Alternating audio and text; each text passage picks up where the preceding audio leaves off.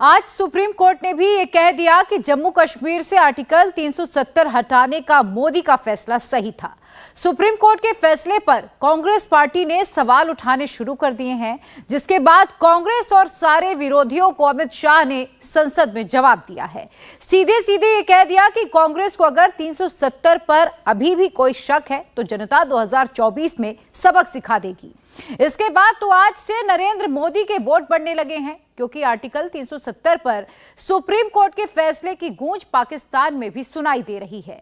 आज सुबह 11 बजे से ही पाकिस्तान का मीडिया और उनके तमाम नेता सिर्फ इंडिया की खबरें खोज रहे थे, और जैसे ही उन्हें यह खबर लगी कि आर्टिकल 370 पर सुप्रीम कोर्ट ने मोदी के फैसले को सही ठहराया है, तो पाकिस्तान में डर और ज्यादा फैल गया। पाकिस्तानी अब ये पूछ रहे हैं कि मोदी आगे क्या करेंगे। आप इस रिपोर्ट में देखिए। 5 अगस्त 2019 की वो ऐतिहासिक तारीख, जिस दिन मोदी और अमित शाह की जोड़ी ने कश्मीर से अनुच्छेद 370 हमेशा हमेशा के लिए खत्म कर दिया। मोदी का फैसला सही था और आज सुप्रीम कोर्ट से भी यह साबित हो गया। सुप्रीम कोर्ट ने कहा है कि आर्टिकल 370 हटाने का फैसला बिल्कुल सही था। अदालत ने कहा कि आर्टिकल 370 टेम्पररी था। 1947 में विलय के वक्त जम्मू कश्मीर को स्पेशल स्टेटस देने की टेम्पररी व्यवस्था थी। सुप्रीम कोर्ट ने लद्दाख को यूनियन टेरिटरी बनाने के फैसले को भी सही ठहराया। अदालत ने कहा कि सरकार ने जम्मू कश्मीर को राज्य का दर्जा बहाल करने का भरोसा दिया है। आज के आदेश में सुप्रीम कोर्ट ने 30 सितंबर 2024 से पहले जम्मू कश्मीर में चुनाव कराए जाने को कहा है। मान्यवर आज निर्णय कर लिया सुप्रीम कोर्ट ने, और ढेर सारी चीजों को जो भारतीय जनता पार्टी 1950 से बताती थी, और कांग्रेस, विपक्ष और विशेषकर कम्युनिस्ट भाइयों का हमेशा से हम पर आरोप था कि राजनीतिक बातें आप कर रहे हो। ये सारी चीजों को आज सर्वोच्च अदालत ने अमली जामा पहना दिया। याचिकाकर्ता का 370 को कभी हटाया ही नहीं जा सकता, वो दावा सिरे से सुप्रीम कोर्ट ने खारिज कर दिया है कि संविधान को और देश के संसद के सदनों को पूरा अधिकार है धारा 370 हटाने। सुप्रीम कोर्ट के आज के फैसले से दो वर्गों को बहुत ज्यादा धक्का लगा है। एक है देश का मोदी विरोधी गैंग और दूसरा है पाकिस्तान। पाकिस्तान में सुबह से ही हाई तौबा मची हुई है। बड़े बड़े गेस्ट पैनल बिठाकर डिस्कशन हो रहे हैं, थाली पीटी जा रही है। सुप्रीम कोर्ट के फैसले के बाद तो लगता है कि पाकिस्तानियों को जैसे सांप सूंघ गया हो, वही पुराने घिसे पिटे डायलॉग मारे जा रहे हैं।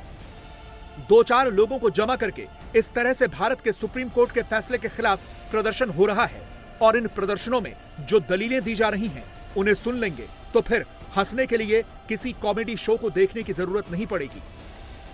आज हिंदुस्तान की सुप्रीम कोर्ट ने एक बार फिर साबित किया है कि जिस तरह उनने अफजल गुरु को, एक बेगुनाह कश्मीरी रहनुमा को फांसी चढ़ाया और रीजनिंग ये दी कि हमने हिंदुस्तान की कॉन्शियंस को मुतमईन करना है, गो कि उसके खिलाफ कोई गवाही नहीं थी। आज उनने फिर यही दोहराया कि उनको हिंदुस्तान की आवाम को मुतमईन करना है, बीजेपी को मुतमईन करना है और दुनिया को गुमराह करना है। इसलिए जो ये फैसला है, इस फैसले की हम भरपूर मजम्मत करते हैं, क्योंकि ये फैसला अक़वाम मुत्तहिदा की करारदादों के खिलाफ है। पाकिस्तान मसला कश्मीर की फ्रीक है, उन्हें प्रोटेस्ट करना चाहिए इसके खिलाफ कम से कम इंटरनेशनल कोर्ट का अगर ज्यूरिडिक्शन नहीं तो एडवाइजरी ओपिनियन उनसे लेनी चाहिए। इस फैसले को दुनिया किस नजर से देखती है। असल में पाकिस्तान 2019 में सब कुछ करके देख चुका है। पाकिस्तान ने खूब प्रदर्शन किए थे, अपनी पार्लियामेंट में भी खूब रोना धोना मचाया था। तब इमरान खान पाकिस्तान के प्रधानमंत्री हुआ करते थे। हर जुमे को कश्मीरियों के लिए प्रदर्शन करने की अपील भी की थी। दुनिया के हर दरवाजे पर पाकिस्तान ने रोकर देखा, लेकिन कुछ नहीं हुआ। इसीलिए पाकिस्तान भी ये जानता है कि अब भी कुछ नहीं होना, बस सब खाना पूर्ति और औपचारिकता है। पाकिस्तान की तरफ से कहा गया है कि वो भारतीय सुप्रीम कोर्ट के फैसले को रिजेक्ट करते रहें। इससे भारत को क्या फर्क पड़ता है। यह भी कहा गया है कि कश्मीर एक अंतर्राष्ट्रीय रूप से विवादित मुद्दा है, जो संयुक्त राष्ट्र सुरक्षा परिषद का पिछले 7 दशकों का एजेंडा है। पाकिस्तान फिर से वही डायलॉग मार रहा है कि अब इस मुद्दे को दुनिया की संस्थाओं के दरवाजे पर लेकर जाया जाएगा। पाकिस्तान भी यह समझता है कि इससे कुछ होगा नहीं। We will convene a meeting very soon of all stakeholders, and we will also decide on the future course of action in that meeting. As I mentioned, that following the 5th August 2019 Indian illegal action, we had launched a campaign internationally, which and we received an endorsement by the international community. The issue was also debated in the UN at the United Nations level. We will certainly write to the United Nations Secretary General, OIC Secretary General, the European Union Parliament. Pakistan Kashmir के मुद्दे का दुनिया में जितना भी ढोल पीट ले होने वाला कुछ नहीं है, लेकिन पाकिस्तान की एक क्षमता पर भारत भी सवाल नहीं उठा सकता, और वो है आतंकवाद फैलाने की क्षमता। इस बात का अंदेशा बढ़ गया है कि आज के फैसले के बाद पाकिस्तान कश्मीर में आतंकवाद फैलाने में और तेजी दिखाएगा। पाकिस्तान के केयरटेकर विदेश मंत्री ने चेतावनी दी है कि कश्मीर में इजराइल जैसा हमला हो सकता है। विदेश मंत्री जलील अब्बास जिलानी का कहना है कि जैसे हमास के आतंकवादियों ने हमला किया, वैसे ही हमला कश्मीर में भी हो सकता है। सुप्रीम कोर्ट के फैसले के बाद पाकिस्तान इतना फ्रस्ट्रेट हो गया है कि वो खुलेआम आतंकवादी हमलों की धमकी दे रहा है। कश्मीरीज ने इंडियन रूल को तो कभी भी एक्सेप्ट नहीं किया, और ये तमाम इंडियन ऑब्जर्वर्स भी यही कह रहे हैं कि 5 अगस्त 2019 के बाद तो तकरीबन 100% ही रिजेक्शन है इंडियन रूल की मकबूजा कश्मीर के अंदर। तो वो अपना एक और फिर ये होता है कि जिस तरीके से गाज़ा के और फ़लस्तीन के मुसलमानों का जो रिएक्शन आया है, तो अल्टीमेटली इसी किस्म का रिएक्शन ही आएगा कश्मीरियों की तरफ से भी। तो मैं समझता हूँ कि ये तो हिंदुस्तान की हुकूमत को रियलाइज़ करना चाहिए कि आप अगर उनकी जो जायज़ हकूक़ हैं और राइट टू सेल्फ डिटर्मिनेशन को, उसको अगर आप एक्सेप्ट नहीं करेंगे तो खामखा एक जो लावा उबल रहा है तो वो किसी न किसी सूरत में तो जाहिर होगा ही। असल में मोदी ने पाकिस्तान के हाथ से उसका परमानेंट मुद्दा छीन लिया है। पाकिस्तान में पिछले 70 सालों से कश्मीर के नाम पर सिर्फ और सिर्फ सियासत हुई है। पाकिस्तान ने जब भी कश्मीर को लेकर युद्ध लड़ा, भारत से मुंह की खाई है। वहां सरकार चाहे जुल्फिकार अली भुट्टो की रही हो या बेनजीर भुट्टो की या फिर नवाज शरीफ से लेकर मुशर्रफ तक की, हर किसी ने कश्मीर को खूब भुनाया, अपनी आवाम को कश्मीर का झूठा ख्वाब दिखाया। लेकिन अब मोदी ने पाकिस्तान और उसके सियासतदानों से दशकों का यह मुद्दा छीन लिया, इसीलिए वो भी बेरोजगार हो गए हैं। ये एक बार फिर साबित हो गया है, अगर एक मज़ीद सबूत की ज़रूरत था तो मज़ीद सबूत मिल चुका है कि जो भारत है वो इंटरनेशनल लॉ को, इंटरनेशनल लॉ नॉर्म्स को, यूनाइटेड नेशंस के पोजीशंस को नहीं मानते, और जो दुनिया की ताकतें हैं उनको सोचना पड़ेगा कि वो कब तक अपना दोस्त का इस किस्म की रवैया को कबूल करेंगे, जहां वो इंटरनेशनल लॉ को, यूनाइटेड नेशंस रेजोल्यूशंस को बार बार वायलेट करते रहते हैं। भारत का पार्लियामेंट हो, भारत का अदलिया हो, वो यूनाइटेड नेशंस के सिक्योरिटी काउंसिल्स के रेजोल्यूशंस को रीराइट नहीं कर सकते हैं, वो इंटरनेशनल एग्रीमेंट्स को रीराइट नहीं कर सकते हैं। वो अपने आप से जितना भी झूठ कहें, वो जितने भी बार ये अपने अवाम को और दुनिया को बताने की कोशिश करें कि कश्मीर उनका हिस्सा है, as far as the United Nations is concerned, as far as international law is concerned, Kashmir is a disputed territory to be solved in accordance with international. हैरानी तो इस बात की होती है कि पाकिस्तान के मौजूदा केयरटेकर मंत्री हो या पूर्व मंत्री हो या फिर पूर्व डिप्लोमेट हो, हर कोई कश्मीर पर एक से बढ़कर एक झूठ बोल रहा है तवक्को नहीं रखता कि भारत की जो सुप्रीम कोर्ट है वो कोई और फैसला करेगी। और दलीलें तो ऐसी दे रहे हैं जैसे कि सुप्रीम कोर्ट में यही बहस कर रहे हो। असल में इन्हीं नेताओं और डिप्लोमैट्स ने तो पाकिस्तान की पब्लिक को कश्मीर के नाम पर बेवकूफ बनाया हुआ है। भारत की सुप्रीम कोर्ट एक लिहाज से सियासी सुप्रीम कोर्ट बनती जा रही है, और ख़ास तौर पे जब मुसलमानों की बात आती है, जम्मू कश्मीर की बात आती है, तो ये बड़ा वाज़ेह है कि ये होना ही था। तो एक तो ये मैं बात बड़े वाज़ेह तौर पे कह दूं, और जब 5 अगस्त 2019 को भी भारत ने ये इक़दाम लिए तो तनाज़ा ख़त्म नहीं हुआ। अगर तनाज़ा ख़त्म हो जाता या भारत को बहुत कॉन्फिडेंस होता तो पहले तो वो जम्मू और कश्मीर की जो रियासत है मकबूजा उसको 2 हिस्सों में तकसीम करके यूनियन टेरिटरीज न बनाते, फिर अभी तक इंतखाबात नहीं हुए, वहाँ से फ़ौजें हटा देते, वहाँ से जो काले कवानीन है उनको ख़त्म कर देते। तो ऐसी कोई बात भी वहाँ पे नहीं हुई। तो तनाज़ा तो अपनी जगह मौजूद है, और ये जो लाइन ऑफ कंट्रोल है वो भी मौजूद है, वो भी इंटरनेशनल बॉर्डर नहीं हो सकता। बासित साहब, अब ये सवाल उठाने का वक्त चला गया है कि भारत क्या कर सकता है। भारत ने करके दिखा दिया है। भारत ने कश्मीर में आतंकवाद की जड़, अलगाववाद की जड़, प्रो पाकिस्तान सेंटिमेंट की जड़, पत्थरबाजी की जड़, आर्टिकल 370 को हटा दिया, परमानेंटली हटा दिया, और पाकिस्तान कुछ भी नहीं कर पाया और आगे भी नहीं कर पाएगा।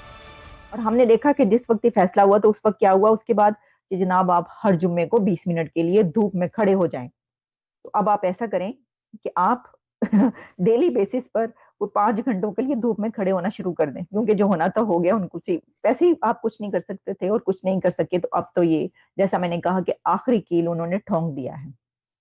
ठीक है जी, तो बस ये मैंने सोचा कि ये जो डिटेल्स हैं, अपडेट्स हैं, ये हम आप तक पहुंचाते चलें। और ये जो बात कही जा रही है कि ये प्राइम मिनिस्टर नरेंद्र मोदी और उनकी सरकार यानी उनकी हुकूमत की एक बहुत बड़ी जीत है, विक्ट्री है, बिल्कुल इसको ऐसे भी लिया जा सकता है, और इसको ऐसे भी लिया जा सकता है कि ये वहां की पार्लियामेंट की जीत है। कश्मीर को लेकर हाय तौबा मचाने वाले पाकिस्तानियों को एक हकीकत और जान लेनी चाहिए कि 370 हटने के बाद कश्मीर में क्या बदलाव आया है। जम्मू कश्मीर में 2004 से 2014 और 2014 से 2023 की तुलना की गई तो आतंकवाद की घटनाओं में 70%, नागरिकों की मृत्यु में 72% की कमी, सिक्योरिटी फोर्सेस की मृत्यु में 59% की कमी आई। एक दौर में पत्थरबाजी ही जम्मू कश्मीर की पहचान हो गई थी। पाकिस्तान के एजेंडे पर फौज और सुरक्षा बलों के खिलाफ पत्थरबाजी होती थी। लेकिन अब 370 हटने के बाद यह पत्थरबाजी भी खत्म हो गई है। 2010 में जम्मू कश्मीर में पत्थरबाजी की 2556 घटनाएं हुई थीं, जबकि 2023 में पत्थरबाजी की एक भी घटना नहीं हुई है। 2010 में पाकिस्तान के कहने पर 132 ऑर्गेनाइज हड़तालें हुई थीं। 2023 में एक भी हड़ताल नहीं हुई है। 2010 में पथराव में 112 नागरिकों की मौत हुई थी। 2023 में कोई पथराव ही नहीं हुआ, किसी की मौत नहीं हुई। 2010 में पथराव में सुरक्षा बलों के 6235 जवान घायल हुए थे। 2023 में कोई घटना नहीं हुई और कोई जवान घायल नहीं हुआ। 2014 के पहले और आर्टिकल 370 नाबूद होने के पहले आपने देखा होगा आतंकवादियों के जनाजों में 25-25 हजार की भीड़ आती। मैं सभी सदस्यों को कहना चाहता हूं, एक भी दृश्य अभी देखा है 370 के बाद? ना, कोई नहीं करता साहब, क्योंकि हमने निर्णय किया है जो भी आतंकवादी मारा जाएगा उसी जगह पे संपूर्ण धार्मिक सम्मान और रीति रिवाज के साथ वहीं दफना दिया जाएगा। स्टोन पेल्टिंग क्यों कम हुई? जितनी नौकरियों की एडवर्टाइज है इसमें सरकार ने तय कर लिया है कि स्टोन पेल्टिंग का एक भी केस अगर रजिस्टर है तो वो परिवार में से किसी को नौकरी नहीं मिली। क्यों ये विदेश से भागकर आतंकवाद करते हैं वो लोग डरे हैं? क्योंकि हमने तय किया है जिसका परिवार का जन पाकिस्तान बैठकर आतंकवाद को प्रोत्साहन देता है उसके परिवार में किसी को नौकरी नहीं मिलेगी। मान्यवर, हमने तय किया है कि जो टेलीफोन रिकॉर्ड के आधार पर प्रस्तापित होता है कि किसी का परिवार का व्यक्ति लिप्त है आतंकवाद को बढ़ावा देने में, तो नौकरी में है तो भी उसको डिसमिस करने के सर्विस रूल्स हमने बनाए। कश्मीर बदल रहा है, इसे पाकिस्तान के नेताओं को भी अब स्वीकार कर लेना चाहिए। वैसे आज के दौर में कहां कुछ छुपा हुआ रह सकता है, पाकिस्तान को भी पता सब कुछ है, बस वो स्वीकार नहीं करते।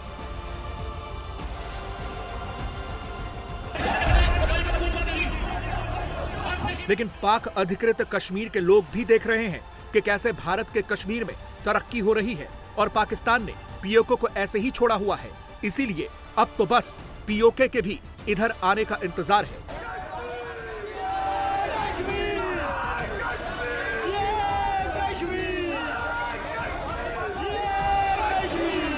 वहाँ पे डेवलपमेंट की जा रही है, उसकी कनेक्टिविटी की जा रही है, एजुकेशन पे जोर दिया जा रहा है और बहुत सारी ऐसी अपॉर्चुनिटीज जो 1 लाख 2 लाख या 4 लाख या 5 लाख लोग वहाँ पे टूरिस्ट आया करता था, अब वो तादाद जो है वो करोड़ों में चली गई। क्या वजह होगी? मतलब काकड़ साहब हो या कोई और हो, मेरे ख्याल में उन लोगों को इन पॉइंट्स पे सोचना चाहिए। शायद वो सोचते भी होंगे, मुझे नहीं पता क्योंकि मेरी कोई मुलाकात उनसे नहीं होती।